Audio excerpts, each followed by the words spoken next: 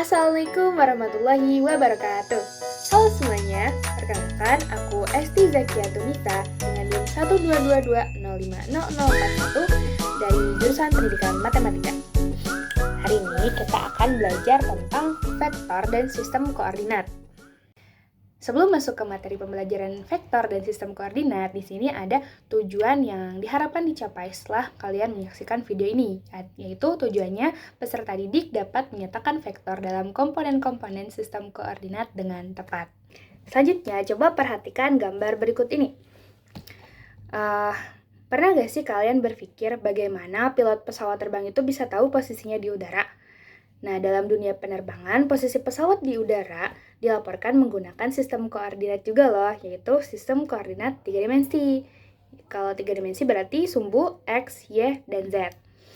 Pada gambar ini terlihat ada dua pesawat yang berada di udara dan dilaporkan posisinya terhadap menara pengawas yang kita nyatakan sebagai titik O.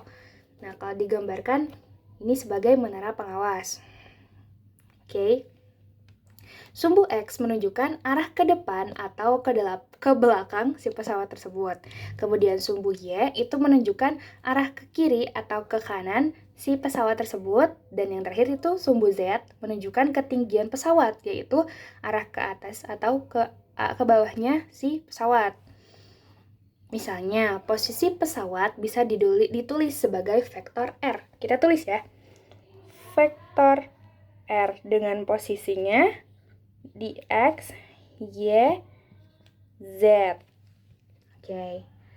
Yang artinya pesawat berada sejauh X satuan ke arah depan, Y satuan ke arah samping, kanan atau kiri, dan Z satuan ke arah atas atau bawah dari titik awal pesawat tersebut. Jika pesawat ingin berpindah tempat, maka perubahan posisinya disebut vektor perpindahan, yaitu dituliskan sebagai berikut. Vektor perpindahan itu dituliskan berarti kan X2 dikurangi X1, Y2 dikurangi Y1, Z2 dikurangi Z1. Nah, seperti ini ya kurang lebih gambaran posisi pesawat terbang di udara. Bagaimana mereka bisa mengaturnya sebaik mungkin agar tidak terjadi tabrakan. Nah, selain di pesawat udara, pesawat terbang, vektor dan sistem koordinat juga ada loh di kehidupan sehari-hari kita. Contohnya ketika kita mau menggunakan Google Maps, posisi kita digambarkan dalam sistem koordinat 2 dimensi, yaitu pada bidang dalam sumbu X dan juga Y, ya kan? Kemudian kalau bermain video game 3D, karakternya itu bergerak dalam ruangan koordinat 3 dimensi seperti pesawat ini. Kemudian drone juga menggunakan sistem koordinat untuk mengukur gerakan dan ketinggiannya agar tidak terjadi tabrakan.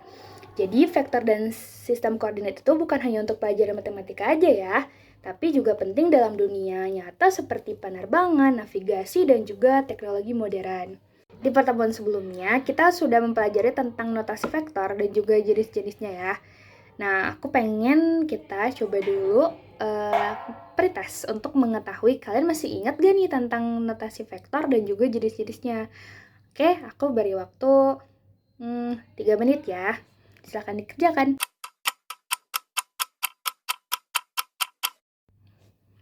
Waktunya habis. Terima kasih udah mengerjakan soal pretestnya ya, teman-teman. Sekarang lanjut aja kita ke materi yang pertama, yaitu vektor berdimensi 2. Perhatikan gambar berikut ini ya. Di gambar ini ada beberapa titik dan juga vektor di bidang 2 dimensi. Di situ ada titik O, titik S, titik Q, dan juga titik R. Nah, kita lihat ya. Di situ ada huruf I. I adalah vektor satuan dalam arah X atau horizontal. Berarti I itu satuan vektor dalam arah X. Berarti ke sini ya. Di sini ke arah sini I. Kemudian J adalah vektor satuan dalam arah Y, berarti arahnya ke atas itu satuannya adalah J. Kemudian arah horizontal negatif dinyatakan dengan min I dan arah vertikal negatif dinyatakan dengan min J. Berarti arah horizontal negatif dinyatakan dengan negatif I. Berarti ke arah sini tuh negatif I dan ke arah ini adalah negatif J satuannya. Nah, di situ ada contohnya ya. Berarti vektor OQ dinyatakan sebagai vektor OQ. O-nya tuh ini OQ. Vektor OQ dinyatakan sebagai vektor OQ dinyatakan sebagai XI ditambah YJ. Kenapa begitu? Karena vektor OQ ini bergerak sebanyak I satuan sumbu X dan J satuan sumbu Y. Jadi hitungnya tuh per ininya ya. Selanjutnya kita akan belajar mengenai komponen vektor. Nah, di samping ini ada gambar ya. Dan berikut ini juga ada alat peraga yang bisa kita gunakan untuk memahami vektor dan sistem koordinat secara lebih mudah ya. Tapi untuk sekarang sepertinya kita lihat ke gambarnya aja. Di gambar ini ada sebuah garis, itu vektor ya. Vektor sebenarnya harusnya di titik awalnya tuh ada titik A, di yang akhir vektornya itu ada B. Jadi ini adalah vektor AB. Vektor AB sama dengan 6I ditambah 8J. Kenapa begitu? Coba kita hitung bareng-bareng ya. Berarti vektor AB ini kita akan hitung berapa satuan ke arah X dalam sumbu X dan berapa satuan dalam sumbu Y. Pertama kita lihat dulu dalam sumbu X-nya ya. Ke arah sumbu X ini dia punya 1, 2, 3, 4, 5, 6. 6 satuan ke arah sumbu X berarti itu 6I. Betul kan? Ya. Lalu ke atas ke sumbu X-nya dari titik A 1, 2, 3, 4, 5, 6, 7, 8. 8 satuan ke arah sumbu Y berarti 8J. Nah, kita tuliskan. Nah, sudah tuliskan di gambar tersebut AB sama dengan 6I ditambah 8J. Dan untuk menghitung panjang vektor AB itu berarti rumusnya seperti yang pertemuan kemarin sudah kita pelajari ya. Rumus panjang vektor itu akar dari 6 kuadrat ditambah 8 kuadrat. Hasilnya adalah 10. Dah ya. Selanjutnya, ini juga udah dibahas di pertemuan sebelumnya di jenis-jenis vektor. Ada yang namanya vektor-vektor ekuivalen pada sistem koordinat kartesius. Misalnya ini ada dua mobil berbeda yang bergerak dengan kelajuan 10 meter per detik dan dalam arah yang sama. Keduanya mempunyai vektor kecepatan yang sama walaupun berada pada posisi yang berbeda. Kalian masih ingat kan bahwa dua vektor ekuivalen mempunyai besar dan arah yang sama, tidak bergantung pada letaknya.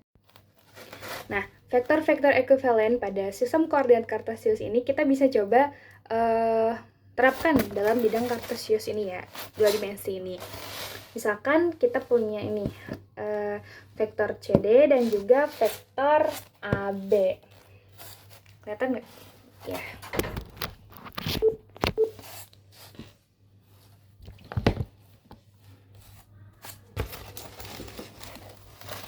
Nah, bisa kita lihat vektor CD ini bergerak 1, 2, 3, 4 satuan ke arah X dan juga 1, 2, 3 satuan ke arah Y. Berarti 4I ditambah 3J. Kita coba tuliskan ya. 4I ditambah 3J. Kemudian kita lihat yang vektor AB. Vektor AB juga dia bergerak 1, 2, 3, 4 satuan ke arah X dan 1, 2, 3 satuan ke arah Y. Kita tuliskan vektor AB. 4I ditambah 3J. Nah, berarti kedua vektor ini merupakan vektor yang ekuivalen walaupun mereka tuh tidak dalam posisi yang sama, tetapi mereka memiliki besar dan arah yang sama begitu. Ya, CD dan AB ini ekuivalen. Selain dalam sistem koordinat dua dimensi, vektor juga ada yang bentuknya dalam sistem koordinat 3 dimensi seperti gambar berikut ini. Nah, untuk vektor berdimensi 3 ini alangkah baiknya kita praktikkan menggunakan aplikasi ya. Abis ini kita coba menggunakan aplikasi, yaitu aplikasi GeoGebra. Nah, perhatikan gambar berikut ini. I adalah vektor satuan dalam arah X horizontal, sama seperti dalam vektor berdimensi 2 ya. J adalah vektor satuan dalam arah Y vertikal, dan K adalah vektor satuan dalam arah Z, yaitu tegak lurus terhadap bidang XY. Nah, ini bedanya di yang berdimensi 3, yaitu ada satu sumbu lagi, yaitu sumbu Z. Seperti tadi yang kita peragakan dalam posisi pesawat, nah itu menggunakan 3 dimensi kan, yaitu ada arah lain, yaitu arah Z. Sistem koordinat 3 dimensi ini bisa diperagakan menggunakan tangan ya, tangan kanan kalian, yaitu seperti ini. Jari tengah itu menghadap ke depan, ini tuh kita anggap adalah sumbu X. Kemudian jari telunjuk ini menghadap ke sini, dia itu adalah sumbu Y. Kemudian yang ini, jari tengah adalah sumbu Z, karena dia itu tegak lurus terhadap sumbu X dan juga sumbu Y. Nah, di sini ada video praktik menggunakan aplikasi GeoGebra ya. Ini video praktik untuk untuk vektor berdimensi 3. Kita saksikan dulu ya.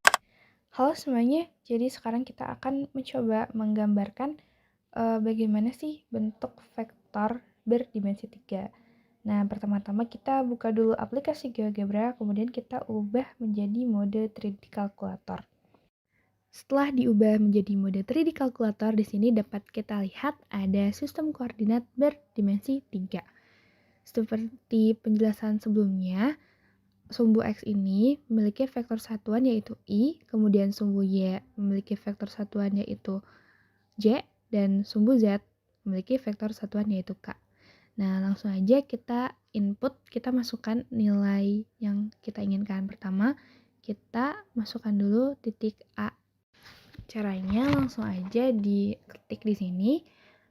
A sama dengan 3, min 2, 4.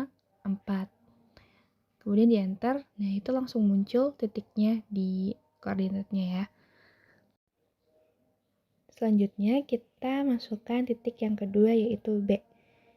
B sama dengan dalam kurung min 1, 1,2.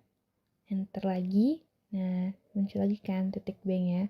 Terus terakhir kita butuh titik O, yaitu titik pusatnya sama dengan 0,0,0. Di enter, nah ternyata ada 3 titik. Nah, dari sini kita pakai tools yang lain yaitu vektor. Dicari. Nah, itu dia ada vektor. Kemudian kita taruh dari titik O ke titik A. Kemudian selanjutnya adalah dari titik O ke titik B. Jadi kita punya 2 vektor. Nah, untuk penamaannya bisa diganti atau kayak gini aja. Sudah deh, ini merupakan contoh gambaran vektor berdimensi 3. Di aplikasi ini kita bisa melihat gambaran vektor berdimensi 3 menjadi lebih jelas, lebih terbayang gitu, karena bisa diputar dari segala arah dan juga bisa di zoom in, zoom out untuk lebih kelihatan gitu. Oke, setelah menyaksikan video tadi, udah lumayan terbayangkan bagaimana bentuk vektor berdimensi 3 itu. Selanjutnya di sini ada cara penyajian vektor, yaitu ada vektor kolom dan juga vektor baris. Vektor kolom dituliskan ke arah kolom, ke bawah. Jadi, nah seperti gambar yang sebelah kiri. Gambar yang pertama itu 1, 5, 6 secara menurun, itu disebut vektor kolom. Sedangkan yang sampingnya itu vektor ini dituliskan dalam vektor baris, yaitu ke samping ya, 1, 5, 6-nya ke arah samping. Selanjutnya ada vektor posisi. Vektor OA dan OB merupakan vektor posisi karena dimulai dari titik asal 0 dan berakhir di titik A dan titik B. Vektor posisi itu selalu dimulai dari titik 0 dan berakhir pada suatu titik lain. Kebayang nggak? Jadi maksud itu vektor posisi. Misalkan vektor posisi OA dan vektor posisi OB adalah min 3, 2, dan 7, 5. Jadi vektor posisi itu selalu berawal dari suatu titik dan berakhir di titik lainnya. Begitu. Kemudian ada vektor berkebalikan. Vektor berkebalikan adalah vektor yang panjangnya itu 1 dibagi panjang vektor tersebut. Itu ada biasanya di perhitungannya. Nanti kita coba di latihan soal ya. Oke, materi sudah tersampaikan semua. Selanjutnya kita coba berdiskusi. Di sini ada link untuk ke LKPD ya. Coba untuk dikerjakan. Diberi waktu 5 menit untuk mengerjakannya. Nah, dalam pengerjaan ini kalian bisa menggunakan aplikasi bantuan, yaitu aplikasi GeoGebra tadi. Berikut link untuk aplikasinya juga dilampirkan ya. Oke, waktunya udah habis ya. Terima kasih udah mengerjakan diskusinya. Aku mau kalian coba menyimpulkan, ataupun kalian kalau misalkan ada pertanyaan boleh disimpan di kolom komentar ya tentang vektor dan sistem koordinat. Nah, setelah ini ada latihan soal. Ini bisa dikerjakan kapan aja karena selalu terbuka. Coba aja di klik linknya, di scan. Kalian bisa scan kapan aja. Dan ini akan mengarah ke soal untuk kalian kerjakan. Kembali lagi, apabila ada pertanyaan atau ada materi yang kurang jelas bisa ditanyakan di kolom komentar ya. Terima kasih. Mohon maaf atas segala kekurangannya. Wassalamualaikum warahmatullahi wabarakatuh.